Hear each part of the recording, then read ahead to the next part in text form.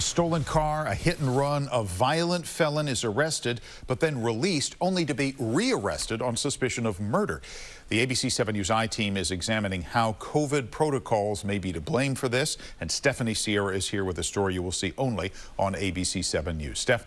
Yes, Dan, there's nothing more unsettling than knowing violent felons have been wandering near your home, or in this case, nearly crashed into it. And while we only know of a handful of cases where known felons have been cited and released, it's raising enough red flags for law enforcement to question the common sense of COVID protocols within the San Mateo County Jail. 911 Emergency Services. On Saturday, January 29th. Location of the emergency? Received a 911 call where one of our residents could overhear somebody yelling for help. Because it was 3 a.m. in the morning. Yeah, oh yeah, we were home. In the winding hills of Hillsborough, a violent felon was allegedly driving around this dark and quiet neighborhood in a stolen car. I thought it was a hit and run, a property damage at most. Austin Fish was asleep when a car crashed into a fire hydrant just outside his house. You can see the tape from down there. But what he didn't know at the time.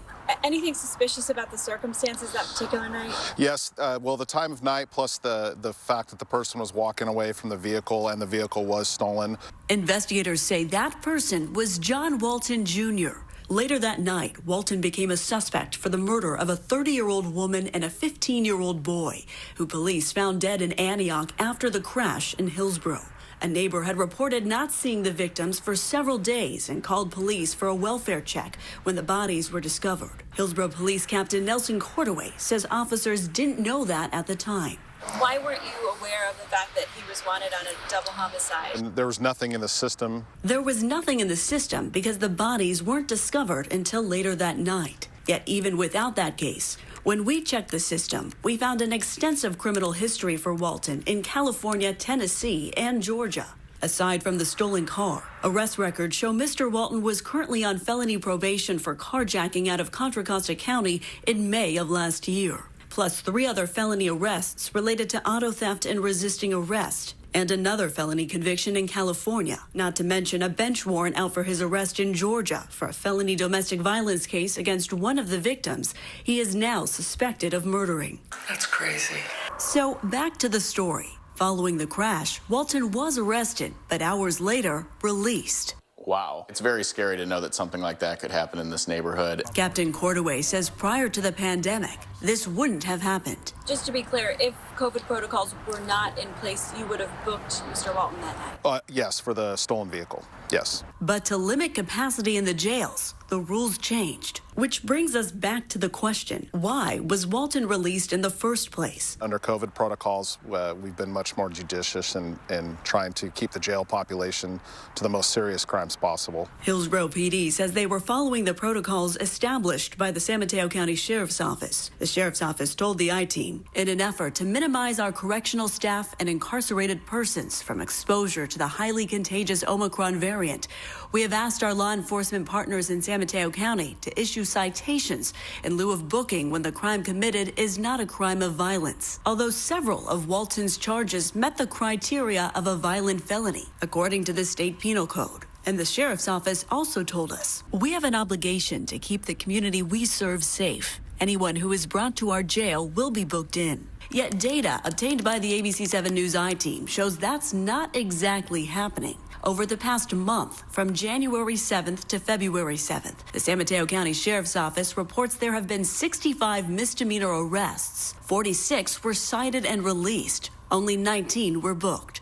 Of the 14 felony arrests, 10 were booked in jail, but 4 were cited and released at the scene. We spoke to someone working inside the sheriff's office who has concerns about the impact of the policy. This person asked not to show their face and use someone else's voice. It started with not booking for minor offenses, but in the past couple weeks, as you have seen in the last couple cases, there have been some really serious criminals released back into our communities. Ludovico Ahoya is another example out of San Mateo County. The 23-year-old was arrested for carrying a concealed weapon and a loaded firearm in a car. Instead of being booked and held, Ahoya was cited and released. This mugshot is from one of his previous arrests when he was sentenced for a slew of other charges related to DUI and reckless driving in 2019. While the San Mateo County District Attorney's Office has yet to file charges in Ahoya's case, DA Stephen Wagstaff told us our office policy is to charge illegal firearm charges as felonies. How long has this been happening? It's been happening for a few weeks. The San Mateo County Sheriff's Office told the I-Team staffing shortages are also having an impact, adding they're approximately 44 deputies short. Low staffing, compounded with COVID protocols, creates a risk of releasing criminals who may reoffend. It's a challenge because you never know what somebody's going to do. But thankfully, Walton didn't get another chance, as he was arrested at the Redwood City Caltrain station less than 24 hours after this crash. The question is, how many others were released and reoffended? Now, we've been told deputies and officers are given discretion to decide which suspects will be cited and released. But when it comes down to it, the sheriff's office is responsible for the booking, and the agency highlights their commitment to transparency. But we still haven't received a clear answer as to why Mr. Walton was released, given he was already on felony probation. For the I-Team, Stephanie Sierra, ABC 7 News. All right, Stephanie, thanks very much. And remember, you can contact the I-Team if you'd like to see a story investigated. Go to abc7news.com/I-Team or pick up the phone and call 1-888-40-I-Team.